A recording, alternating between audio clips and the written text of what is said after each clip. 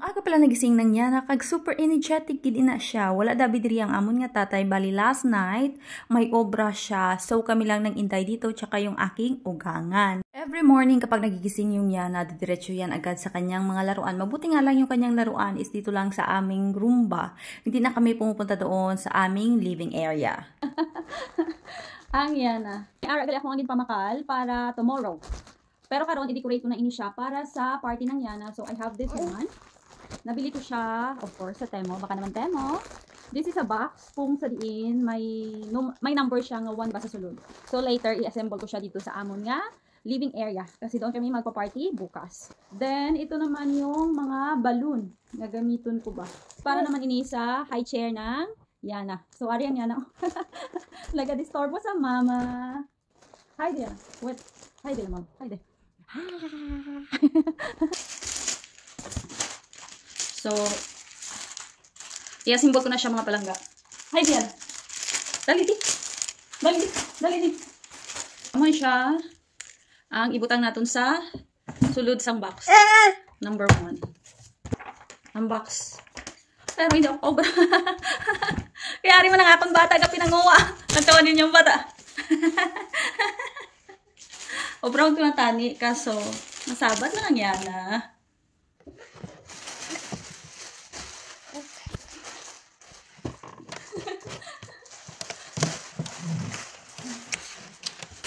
Napakasabad sang akon nga bata, so dinala ko siya dito sa may balkon at super ganda talaga ng weather today. Napakainit siya, tapos napakaaliwalas ng weather. Tingnan nyo naman, oh. At dahil nga dumating na pala yung aking asawa, so ayan, binigay ko muna sa kanya yung inday para ma-assemble ko na yung aking gagawin na decoration para nga sa party namin sa Sabado ba? Bukas na pala yun. Na-assemble ko na pala dyan yung box na paglalagyan ko ng number ng Yana na 1 kasi nga 1-year-old na yung aking anak at yan pala yung mga letters. Bali, may dala na siya nga tapik ba? Patapik.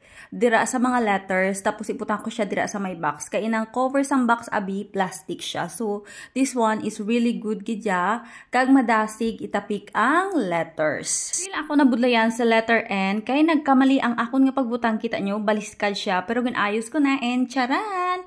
Ito na pala yung mga letters nga ginbutang ko sa box. O, diba? Napaka-pretty. This time naman is pahabukon ko na ang balon nga ginbakal ko man from Temo. All the stuff na gagamitin ko dito sa party ng Yana is from Temo. Tapos may dalawa pala siyang balloon nga heart. Kag-ara na ginapahabo ko na siya. Very good lang ini ang akon nga pagpump ba kay mas madali. Ginbakal ko ina siya sa may Kines ba or sa may Chinese store. So, napakadali ng aking gawain kapag ako ay nagpapahabok ng balloon. Kailangan ko na talagang matapos yung mga gawain ko para sa pag-design kasi later is i-arrange namin dito yung aming mga table and chairs ba kasi madami-dami yung aming mga bisita. And finally, charan! Ito na pala yung aking natapos na decoration ng Yana and this one is happy birthday. Wala pa dyan yung happy ba? Hindi ko pa pala natapos.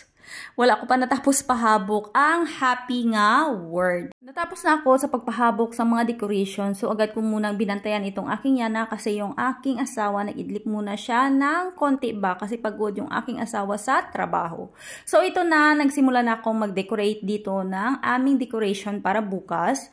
Bali, ang mga decoration ng mga balon ng Yana is ilalagay ko lang dito sa perdele sa cortina para mapadali yung aking pagtapik sa decoration ng Yana. Yung aming mga bisita pala is yung aming mga family member, tapos yung family member ng aming ninong at ninang. Kapag may mga party dito sa amin, very hands-on gid ako sa pag-decorate ba. Ang family ko abi nga Romanian, hindi na sila mahilig sa mga damo nga mga decoration ba. Very simple lang kina sila kapag sila ay may party ba. Pero simula nang dumating ako dito, nagbago yung kanilang mindset kasi na-influensyahan ko sila na every party dito is kailangan ng may ganito ba, may magandang background and this is it pansit, tapos na pala yung napakasimple nga decoration ko para sa birthday ng Yana. Happy birthday yung nakalagay dyan, dapat lamultsan.